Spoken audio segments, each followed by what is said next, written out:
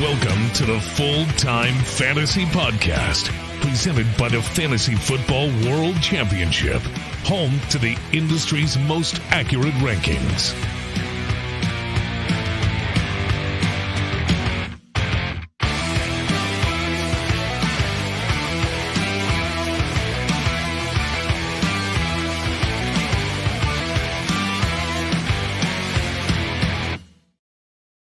What is up, everybody? Welcome to the Full-Time Fantasy Podcast. I am your host, Adam Krautwurst, and with me today, recording on this Friday afternoon, is Mr. Full-Time himself, Jody Smith. What is up, my friend?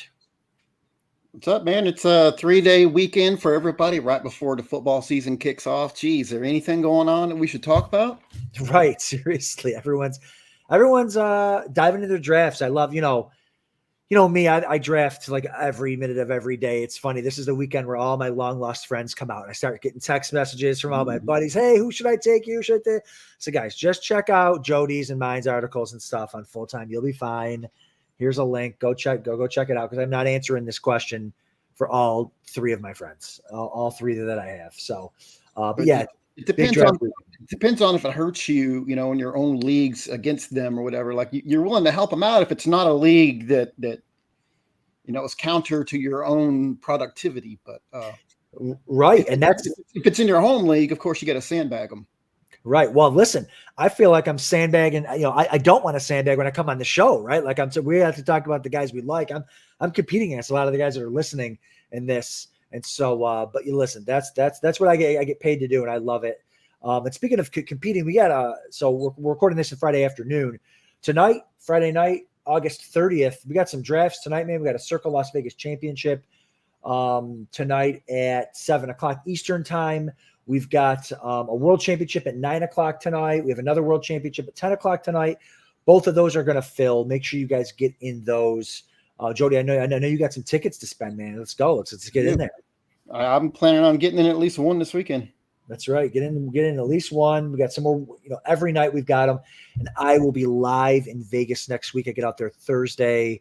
I got drafts Thursday, Friday, Saturday, and then finally gets kind of kick back and watch the fun on Sunday. The cool benefit about you doing that is, if I'm correct, you guys get to draft after the Thursday game, right? So correct. If somebody goes off Thursday, and I know we're going to talk about guys that we think could go off this year, but if somebody goes off crazy in this Thursday game, you get to move them up appropriately in your draft board, which is really, really interesting.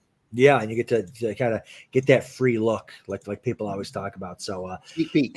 Yeah, a little sneak peek. So let's dive in. Today we want to talk about some of our league winners today, guys that maybe you can get, maybe not too later on, but just guys that can outperform their ADP and win your league for you. Think Sam Laporta from last year. Think Puka Nacua from last year. Guys that were free, guys that were going really late that ended up helping you win your league a lot. I mean, listen, if you draft Christian McCaffrey at the 101 and he goes off, he's not going to necessarily win your league for you because you spent the first pick on him. But if you get a guy late that goes off and goes crazy, that can win your league for you and stack him with McCaffrey. That's the whole idea here. So, Jody, the number one guy here you had on your list, or at least the list you sent me, not ranked in any particular order, but wide receiver Malik Neighbors. Talk to me. You don't have to convince me. I love Malik Neighbors, but just talk to the people. Yeah, see, with Neighbors, the whole draft process, he was my wide receiver one, and I know we have Marvin Harrison that's commanding a ridiculous ADP at this point, in the first round everywhere. But I liked Malik Neighbors right away, higher than Harrison.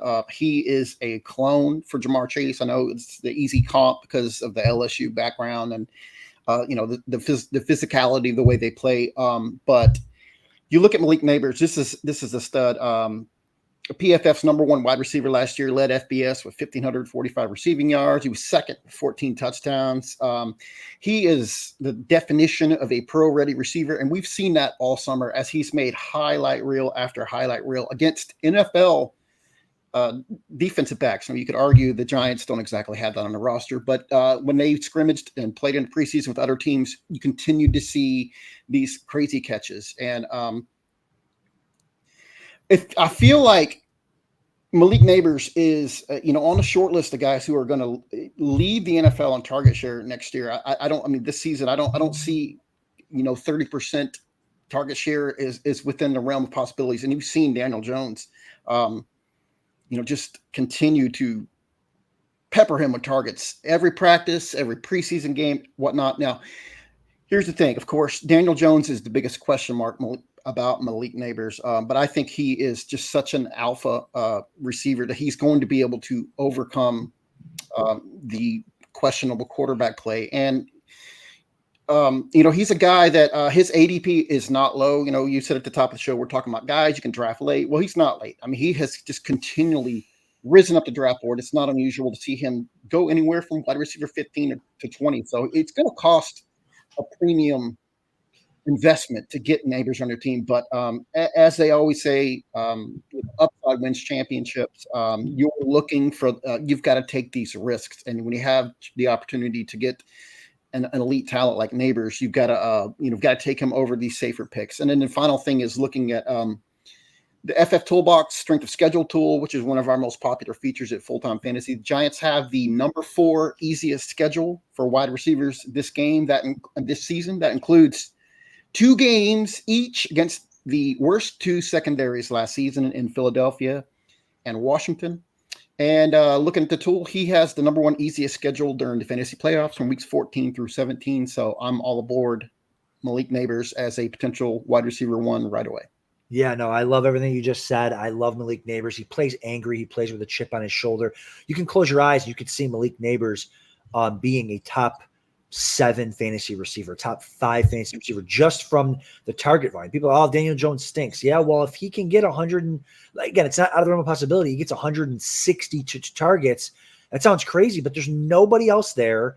And when Brian Daboll in Buffalo had Stephon Diggs, he got those type of target shares. And Malik Neighbors is a better receiver. Maybe not his first year, but he's a better receiver than Stephon Diggs. So I like it. I mean, you said he's not going late. He's going a little higher now, but still, if you're getting Malik Neighbors in round 3 as wide receiver 17, 18 or something, he can still certainly pay off at that for sure. I'm excited about Malik Neighbors as well.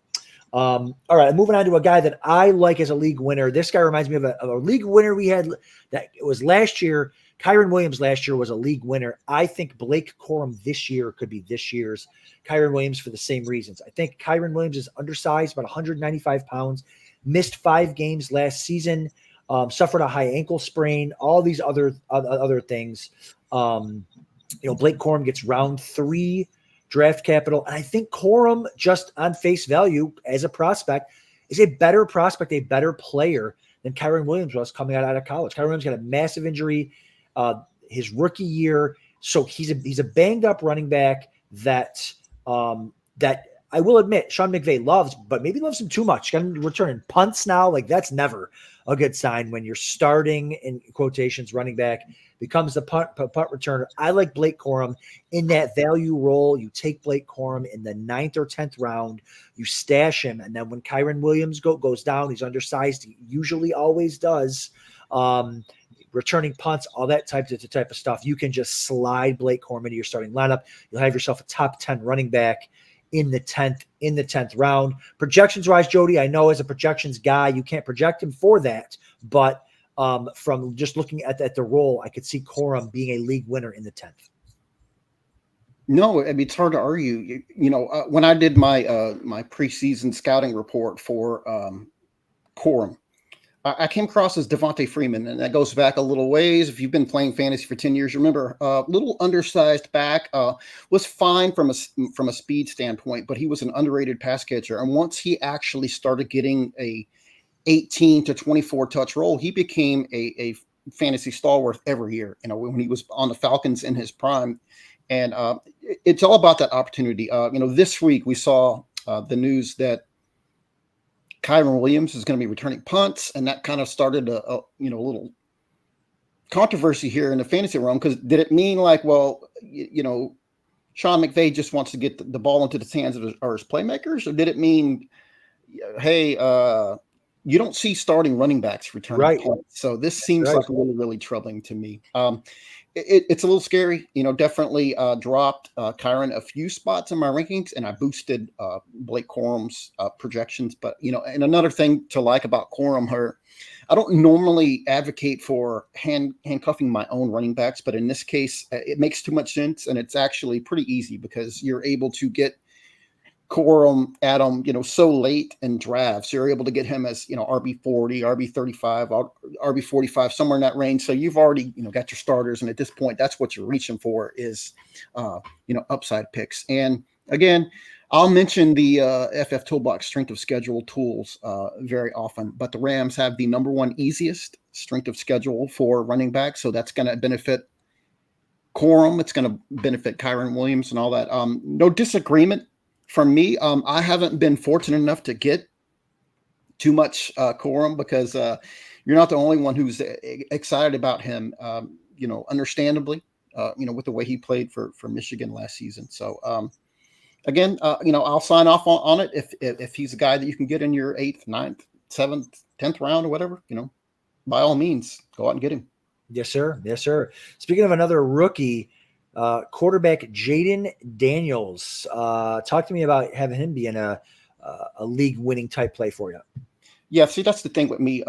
Quarterback is just so incredibly deep this season. As we're getting closer to the season, it's not. I've been saying multiple times on this show, on any show that I've done, that I feel like there's probably 22 quarterbacks I can win with. Well, I've kind of narrowed that list. I no longer consider Deshaun Watson a guy that I could, at one point this offseason when he projected to be healthier, maybe that's a guy I could pencil in.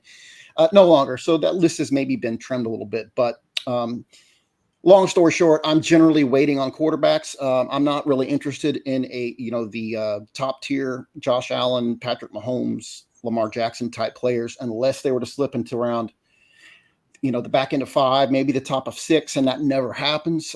So what I'm looking for is that second and third tier of quarterbacks, and I'm reaching for upside, and that's what you get with Jayden Daniels, the reigning Heisman Trophy winner. You look back at what he did in college. I mean, at LSU, you're talking about another potential superstar in that ace runner Lamar Jackson type of athlete. Averaged over 77 rushing yards a game, but he's not a one-trick pony. He was Pro Football Focus number 2 rated pure passer last season. 40 touchdowns, 4 interceptions. I mean, the kid can play. You convert his college numbers to an NFL quarterback rating, you can get 143.7. That led all of FBS. The weapons in Washington right away. Terry McLaurin, Zach Ertz, Ben Sinnott, Austin Eckler, Brian Robinson. It's not bad. It's a middle of the road supporting cast. Other than Terry McLaurin, there's some question marks at quarterback. But what you do love is the system. He's walking right into a Cliff Kingsbury offense. As you may remember, Cliff Kingsbury coaxed a QB7 out of Kyler Murray as a rookie a few years back. Washington also has 13th strength of schedule rated easiest. I said that all backwards. But still, it's an above average easy schedule for Washington, again, playing in NFC East where you got a couple of questionable secondaries there. So it's reaching for upside, and that's what we're doing when you're talking about breakouts. And that's what you have with Jayden Daniels. I think he's going to potentially come into the league right away and contend for he's definitely a QB1, but I think he's a candidate to contend for top 5 QB numbers right away. And that's why I consider him one of my must-have breakout quarterback targets in that second and third tier. You're playing all my hits today, Jody. Jayden Daniels is the guy I've been on since the beginning. And when it comes to drafting, man, that's how you win these big tournaments. You get guys like Jayden Daniels in the 10th, 11th round. My best years ever in tournaments and cash games, and the years I've made the most money is when I took Josh Allen coming off a rookie year in the 11th round, Patrick Mahomes in the 11th round. My best year ever was Lamar Jackson, 11th round, 10th, 11th round. He was the MVP in 2019. Like, that's how you win big in these leagues. Jayden Daniels is it this year. You talking about his rushing numbers in college. His best rushing seasons last season had 1,250 rushing yards compared to like Jalen Hurts' 1,300, Anthony Richardson 713, Lamar 1,795. He's right in that mix with those guys. He might have fallen short of them in yards, but he had a 92 rushing grade in that season, and he also crushed them in yards per carry. He had 10 yards a carry. He's an elite runner, Jody, and he has an elite deep ball touch accuracy. You saw that on a deep ball in the preseason to Miami Brown. He is going to be it this season. He's the guy that I'm looking to build around. if you were worried about him being a rookie quarterback, maybe being a little small with injuries, just go take another quarterback after him. Go ahead and go get yourself a Brock Purdy later on, or a Trevor Lawrence, or even wait even longer if you want to do that. But every week you're going to want to roll this guy out there and start him. I completely agree with Jayden Daniels for that. I'm super excited about him.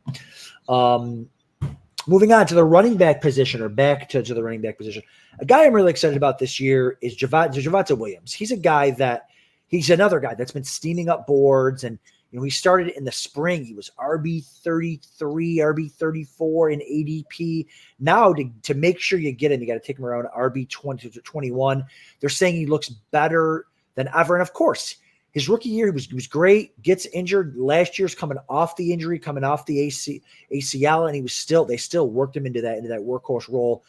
He looks better than ever this year, playing for a contract and an offense that is so fantasy friendly to pass catching running backs. He hit a receiving touchdown in the preseason game, called back because Nix was just over the line of scrimmage. But that just goes to show you to be excited about what he can offer in the passing game. I think he can be a workhorse back there. I get it's hard to project him for high touchdown volume in that offense. But if Bo Nix is any good at all and Peyton can get anything out of him, I think you might see a better than expected offense. It's going to be in shootouts. It's going to have Kansas City twice. Raiders defense stinks. So it's going to have some situations where they can put up some points. Javonte Williams in your 8th round, if you can get him around RB28, absolute league winner at that price. The value is still there with them. And Adam, this is where, you and I are going to, I don't know that disagree Sure. on this backfield, because we're going to talk about my next, potential league winner breakout here next. It's that we don't know what the usage is. You said how Javonte Williams had a kind of depressed ADP earlier, and then we saw the way in the preseason games like that they had the touchdown reception that I think it got called back, but the fact that he was on the field, the fact that he looked pretty good, and there's been some talk that Sean Payton now views him as a potential 3-down back. Very exciting. He looks way healthier, like he's got his burst and maybe potentially the tackle breaking ability that he lacked last year. When you go back to 21, where he was one of the better backs in the league about that, it's promising. But I've been, rather than take that chance on Javonte Williams, who I've seen ranked as high as RB14 in some places, some people that I really respect. So it's made me really like circle back and wonder if I'm missing a boat here. But I've been finding myself more likely to take Jaleel McLaughlin, who was a guy that I really liked last year. But it's Scott Barrett, personal friend of mine. I mean, we all know who he is. Put out a really interesting tweet a day or two ago, and he talked about how Sean Payton, his usage over the years has been really interesting, because it's the RB2 who has really thrived in Sean Payton's offense. If you'll remember, back, I believe the Saints had Mark Ingram as their starter, and then they took Alvin Kamara, and he took the league by storm. Kind of as an RB2, it's just a pass catching back. That goes. Darren Sproles put up big numbers. Reggie Bush put up huge numbers for the Saints as these secondary backs. Like Scott said, they averaged like 13.8 fantasy points per game. Every Sean Payton offense has been top 5 in running back targets. You're looking at Samaj Piran, who was just released this week. He ranked 18th last year with 56 targets. Those are now all accounted for. I'm envisioning that it's McLaughlin, who is like the most productive back in NCAA history. I'm envisioning him as being the main benefactor of those looks. But, circling back, if Javonte Williams is actually a legitimate 3-down back, and we just talked about how he could be, that moves Javonte Williams into potential superstar, like you were just saying, territory. McLaughlin was PFF's number 3 graded pass catcher last year for all running backs with 25 plus targets. Williams was 26, so he's a little better in that range. And like you mentioned about Bo Nix, so here's what's so promising. We already know Bo Nix is going to be a starter. No quarterback in college was more productive when it came to throwing the ball behind the line of scrimmage to running backs. It was a staple of what Bo Nix did at Oregon. And of course, that's a shoot staple for what Sean Payton likes to do on offense. So I think Denver, it's going to be up there. Obviously a top 5 offense when it comes to targeting the running backs. It's the distribution that is the main question here. But look, if you can still get Javonte Williams in that RB 28 to 32 range, McLaughlin, you can get 2-3 rounds later. It's pretty easy if you're in a 0 RB setup to take a stab at one or both of these guys after you've loaded up at receiver. And one of them, at least one of them, maybe if not both of them, one of them is going to hit pay dirt. So it's just an issue of what's your preference. Exactly. That's a good point. There's room to take them both. Again, these are league-winning picks. We're not talking about guys you got to spend high capital on. You can take both, play the winner there. You can get McLaughlin a little bit later than Javonte Williams. I like them both. I just like this as like a sneaky offense that's going to be better than people think, I think. And so that'll be fun to really to see how that plays out. I'm probably overweight. I probably have to stop drafting Javonte Williams. Maybe I'll start drafting McLaughlin instead because I have so much Javonte Williams. But yeah, so that was one of your league winners, Jaleel. Mine was Javonte. That'll be fun to see how that plays out. But Taysom Hill for you, my friend. Talk to me about Taysom Hill. What are we talking about? Quarterback Taysom Hill, running back Taysom Hill, tight end. Which one are we talking about here? Well, we're talking about where he qualifies as a tight end. If you're in a format that lists him as a quarterback, this is not applicable because only in a best ball league, if he's your QB3, is he going to get the occasional start where he was better than both your guys? And that's only probably likely to happen if Bryce Young is your QB2 and you're getting the kind of production that you got out of Young last year. Where Taysom Hill can still be classified as a tight end, well, you're talking league-winning upside because he was a tight end 1 in like every format last year where he was a pure tight end. And it's not necessarily on his receiving prowess. He had a career high with 40 targets last year. He caught 33 for 291 and 2 touchdowns. Pretty innocuous numbers, but it's where he ran 401 yards and 4 touchdowns. And that was actually less than he ran for the previous season. But Taysom Hill was still able to put up tight end 1 numbers with 40 targets, 4 touchdown runs, and only 11 pass attempts. That's how valuable his usage and role in the red zone is.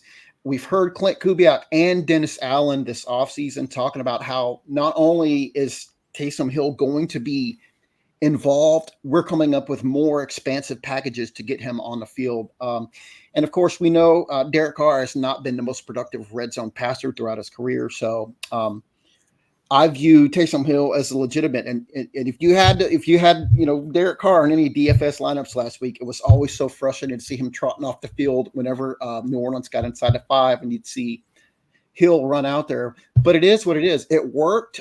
It sounds like that's going to become a staple of what the Saints are trying to do. I expect him to actually have more involvement as a receiver, as a runner. I don't know about the passing yet, but hey, it as you get closer to the goal line, obviously every attempt, every snap out there becomes worth more fantasy points per drop back. So I view Hill, he's my tight end 11. I have him right there repeating his tight end 1 outing from last year. And he's a guy that regularly is going undrafted or down in the tight end 20-ish range, somewhere in there. And again, all this is with an asterisk. You have to check your league settings. If he's listed as purely a quarterback, none of this applies. He's only worth a very deep look as a QB3 and Superflex best ball. However, where he is a tight end, again, to me, Taysom Hill defines league winner, a guy you can get late who, in all likelihood, is going to contend for tight end 1 numbers all season. Absolutely. And listen, who's their goal line back, right? I mean, Alvin Kamara's there, but they Kendra Miller refuses to be healthy. These things. Jamal Williams, one of the more interesting stories, who led the NFL in touchdowns 2 years ago. And then they had to go out of their way to defy their coach to get him 1 touchdown last year. So does he have a legitimate role as a goal line runner? We don't know. No, it's not. It's Taysom Hill. It's all good points. Disregard if he's a quarterback, but if he's eligible at tight end, people attack it for sure. All right, my next league winner is a guy that admittedly I haven't been able to get a lot in drafts for where he's been going, but Hey, there's still time for me. I got a lot of drafts left. Christian Watson is a guy that I think can be a league winner. What are we looking for? Guys that are later on in the draft, guys that if everything goes right for them, they can pop and they can win you a championship. Man, 2 years ago, the guy was a touchdown machine. I think, and I don't think many people would argue this, maybe you would, Jody, that he's the most talented and has the most upside talent-wise in this packed Green Bay receiving core. You know, he's had major issues with his hamstrings. They found this offseason some testing was done. He had asymmetry in his leg muscles, which was leading to reoccurring issues that they've been working on with him. And so it's not just this weird, like, unlucky. He's had some issues there. And if they can figure that out, man, he could be really, really good. Green Bay's target distribution, week 5 through week 13, he was number 1 with 49 targets last season in his healthy weeks in that receiving core. And then if he stays healthy and you get an injury to one of those other receivers, man, with Jordan Love, he could really, really pop. Only 25 years old, 6'4", 208 pounds, runs like the wind blows, 4.36. All the talent's there. If he could just stay healthy, have some things break right for him, this offense, Jordan Love was awesome last year too. I think he could really pop. Yeah, agree. I find myself, we talked before we went on the air that I was actually higher on Dobbs and Watson, and I'm a little lower on Jayden Reed, and that's been a little bit from the usage that we've seen this summer. Doesn't necessarily mean that's how it's going to play out, but it's been Watson and Dobbs who have been in, on an 11 personnel or in 2 wide sets. That's what we've seen. We haven't seen Jayden Reed playing as much. The biggest point that I love that you brought up was that they found out why he's been having so many issues with his hamstring. A lot of times we're not able to ever find it out. Guys are just plagued by the same hamstring or groin injuries throughout their whole career, and you never find out why. In this case, again, you had an asymmetry in size, so allowed him to potentially work out whatever side he needed to bulk up versus the other one. So hopefully that got things in order. I know I wrote up some really, really interesting stats. I think in my preseason pro, I list Christian Watson as my comeback player of the year. I have some great stats, some great data in there. Can't remember it off the top of my head because Lord knows I'm having to adjust so much data and stats here, on the funnel weekend before, we kick off the regular thing. But very favorable numbers for Watson when it comes to targets per route run and just his ADOT, all this kind of things. Really, really good stuff. Like I said, in my preseason pro, which is free, by the way, for anyone to watch. But I find myself, like I said, right now, I have Watson as my number 1 Green Bay Packer wide receiver to target. So obviously, I feel like he, as a top 40 wideout, has league winning potential, especially because, everyone's still, I can understand why people are wary of drafting him again. But again, a 16, 17 game Christian Watson, we've seen in the past what he can do. And that's the definition of league winner. Yeah, for sure. And like I said, I think he's the most talented back there. I think he's got the like I said, if it all hits right, everybody loved him going. I mean, he was going in like the 3rd round last year, fourth round. Just based on that, obviously we didn't know how good Jayden Reed was going to be, and Jayden Reed's good, and I like Jayden Reed a lot. But he really relied on touchdowns a lot last season, and so if Watson can steal some of those touchdowns away, I think he has a chance to certainly take that over for sure. And a guy that you can get pretty fairly priced in some of the drafts too. So, all right, one of my last guys here, a league-winning type guy, again, a guy that you can get later on that's going for free as far as starting running backs are concerned, has the backfield to himself for a while. That's running back Jerome Ford for the Browns. The best running back there, Nick Chubb out, obviously still recovering from that devastating knee injury last season. Haven't heard a timetable on that yet, but I'm sure he'll start on the PUP at the very, very least. And then Jerome Ford, listen, he's a smaller, faster back. New offense there under forgetting his name, the offensive coordinator for the Browns right now. Ken Dorsey wants to spread it out, wants to have a smaller, quicker back. That's Jerome Ford. He's going to have that backfield to himself to start the season. He's almost going free, man. You're able to get him in like the 10th and 11th round of your draft. A guy that you can plug into your starting lineup as a starting running back for the first at least 4, 5, 6 weeks of the season. Not knowing when Chubb's going to come back. And listen, you could even draft them both if you wanted to. You can get them both kind of right around the same time and have the Browns number one back for the whole year. It could be really, really cool. Ford was efficient. He was just okay. He's not some great back. 29th in yards after contact last year, 24th in elusive rating. So he's like an average running back. But to have a backfield by yourself, to have a back in an offense, it's pretty good. It's got some good weapons there. I think Ford being free, being a guy that can be an RB2 for you for most of the season for free, I think is something really cool there and something that you can do and builds into really any draft plan.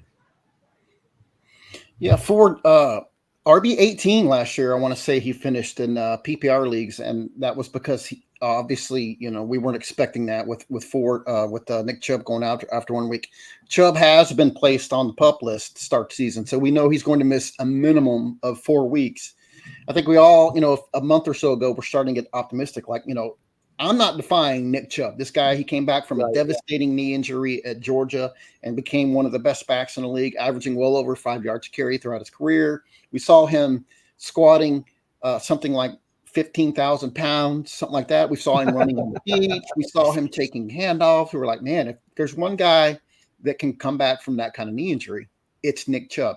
Well, we know they're taking it slow, and probably it's because of the emergence of Ford last year that allows them that luxury. We saw Ford was 17th in the NFL last year at running back with 44 targets, 10% target share. I know that's decent for a running back. The Browns don't have a lot behind him with Pierre Strong, who's just a guy. They thought so little of Deontay Foreman that they outright leased him. I know they've re-signed him. Foreman has shown every time that he gets overlooked by teams, he comes in and he's pretty productive. But for now, this is Jerome Ford's backfield. Up until very recently, you were seeing Chubb actually go higher than Ford in most drafts. Obviously, now that we know Chubb is going to miss a minimum of 4 games, we've seen their ADP swap. Still, like you said, I'm not the biggest fan of handcuffing guys, but if you're able to finagle both of these guys, and obviously Chubb dropped. It's pretty significantly down in my ratings, knowing he's going to miss a minimum of 4 games. But if you're able to get both of these guys, you're looking at, almost securing yourself, a guaranteed 1,500 plus rushing yards, double-digit touchdowns. And in the case of Ford, you're looking at a pretty healthy, like I said, last year he had a 10% target share. So that's a pretty viable fantasy numbers for a team that's, many feel like that, the Browns are still a playoff contender. So a lot of meat on the bone here. Yeah, a lot of meat on the bone for sure. I like that too. And one more guy I want to throw in that I didn't put in the chat, but a guy that I've been drafting a lot of that I think can be another league winner, similar to Blake Corum, Jalen Wright, running back for the Miami Dolphins. He's just a guy that, again, we're not drafting for week 1. We're drafting for the end of the season with the big money weeks. And a guy that's, you could say he's third on the depth chart, but he's very talented. Trust Mike McDaniel. Mike McDaniel drafts guys with purpose, guys that fit his offense. Very talented, very speedy back. Shout out to DraftSharks.com, their injury predictor. They do a great job with their injury predictor software over there. 2 of the top 8 running backs in highest chance of being re-injured this year, Raheem Mostert and Devin Achane. Miami Dolphins every week produced 2 viable, sometimes explosive running backs week in and week out. Jalen Wright just needs an injury to 33-year-old Raheem Mostert, or to my guy, Devin Achane. He needs an injury to him, and Achane already missed 4 or 5 games last year. So he's an injury away from being an RB, maybe an RB1 week to week. Very talented. We don't got to make it complicated. He's a handcuff. He's a third stringer, but they're even talking about, like, to kind of extend this further, Jody, they only kept like 4 or 5 receivers on this team that the Dolphins did. They're talking about Achane playing in the slot. You might even get more standalone value for Jalen Wright. What are your kind of quick thoughts on the Miami backfield, I guess? I love Wright. He's a guy I loved at Tennessee. He actually has a higher speed score coming out of college than Achane did.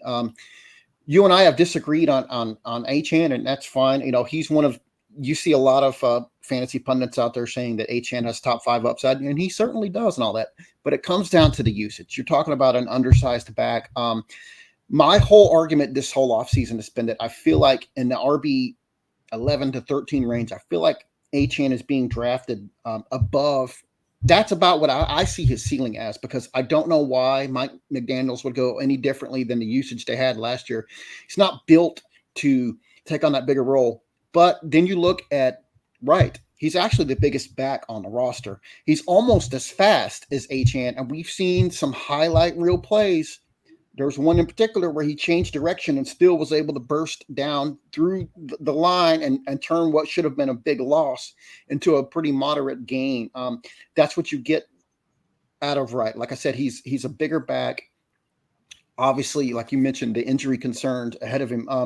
He's someone that I was taking. He was almost free in most drafts. His ADP has also snuck up.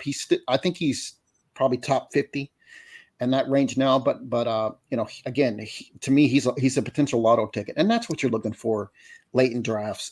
As late as he's going, you've already assembled your your starting backup. I mean, your starting lineup at this point. Your flex positions filled. You're not taking a QB2. You're not taking a defense. You're not taking a kicker. What you're doing is you're taking lotto tickets. You're taking guys like Jaylen Wright who have this ability, and they're in the right offense. That if things play out, this guy comes in and he can turn 8, 12 touches into double-digit fantasy points just like that. And that's what you're looking for, where his ADP is, right? And so 100%, I think it was a great choice. I kind of felt like I've talked about Jaylen Wright a whole bunch this offseason, so I didn't want to pick him up. But, great pickup on your part, Adam, to bring him up, because I've been all aboard all summer.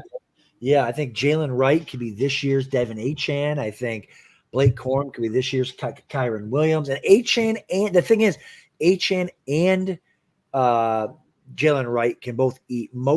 Two of those guys can each eat. Running backs, man, it's the infirmary. At week in and week out, you're always looking for more running backs. I always say all season, never drop a running back.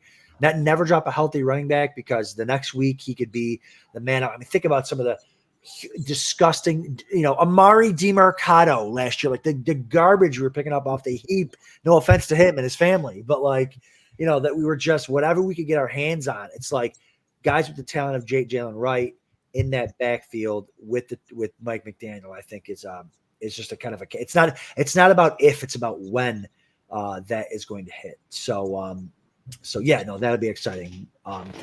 Yeah, cool, dude. So thanks for joining me on the show to talk league winners. I know you got some drafts coming up. What do we got planned for the people this season? I mean, football starts in less than a week.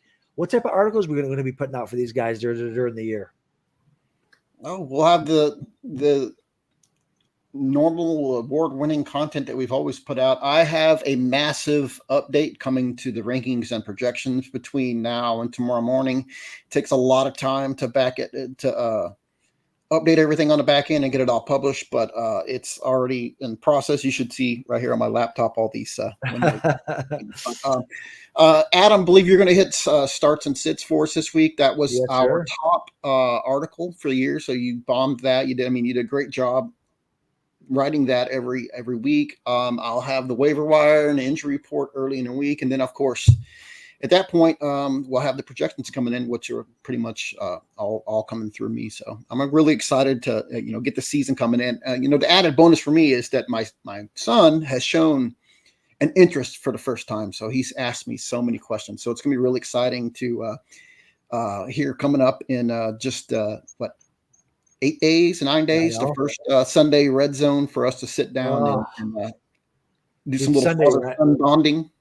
Yeah, dude, it's the best. I have 2 sons myself and a daughter who's always hanging around with her Bills jersey on.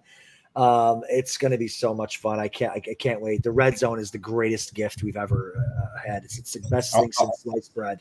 I can't imagine people like my son said he wanted to go to a Texans game. I said, have fun. He goes, you wouldn't go with me? I said, hell no. I got everything I want right here, and I can go use the restroom by myself anytime I want. And you know what? Hot dogs ain't $12 over here. That's right. So no, I can't wait. It'll be fun. But yeah, everybody, like I said, check out tonight.